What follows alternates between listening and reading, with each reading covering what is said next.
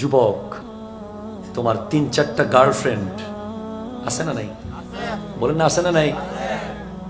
তুমি কি মনে করেছো এত সহজ? তুমি কি মনে করেছো যুবক? তুমি বলছো হুজুর আমার এই মোবাইল হচ্ছে অ্যাপল ব্র্যান্ডের আইফোন 7। কথা কোন ঠিক কিনা? ব্র্যান্ড নিয়ে তুমি গৌরব করো। ওই মেয়েকে দেখানোর জন্য তুমি প্রতিদিন দুনিয়ার সবচেয়ে ভয়াবহ কর্মকাণ্ডে লিপ্ত হয়ে যাও।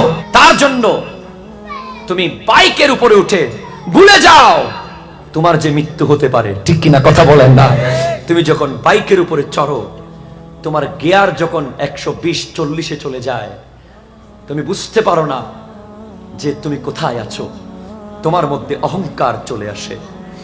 তোমার গায়ের টি শার্ট অ্যাডিডাস ব্র্যান্ডের, তোমার বাবার মাথার গাম পায়ে পড়ছে, আর তুমি ওই বেগানা নারীকে খুশি করার জন্য, তোমার গার্লফ্রেন্ডকে রাজি করার জন্য, তুমি বাবার থেকে, বন্ধুর থেকে, চাচার থেকে ওই মেয়েকে শুধু শো আপ করার জন্য, আমি তোমার বয়ফ্রেন্ড, আমার অবস্থা দেখো, তুমি আইফোন 7 নিয়ে তাকে দেখাতে যাও, তুমি অ্যাডিডাসের টি শার্ট নিয়ে তাকে দেখাতে যাও, তুমি লোট্টো ব্র্যান্ডের জুতা দেখাতে যাও তাকে, তোমার ইয়ামাহা এফজেড ফেজার বাইক নিয়ে তার সামনে তুমি পার্ক করো।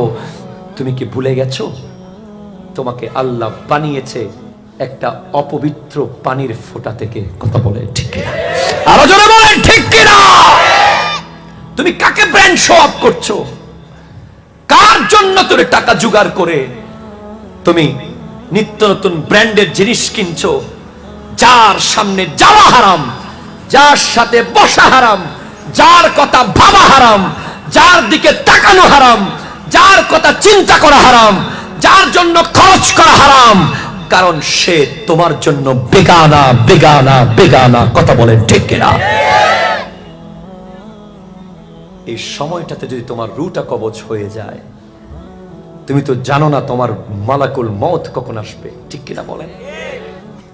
তুমি তো জানো না তুমি যে ইয়ামাহা এফজেড ফেজারের উপরে বসে তোমার এলাকার মুরব্বীকে তুমি চোখে দেখতেছো না, তোমার গিয়ার শুধু একের পর এক হাই হচ্ছে, তোমার দাদা, তোমার চাচা, তোমার জ্যাঠা যে আশেপাশে দাঁড়িয়ে আছে, তুমি তাদেরকে দেখার টাইম নাই, কারণ তোমার পিছে তোমার গার্লফ্রেন্ড বসে আছে।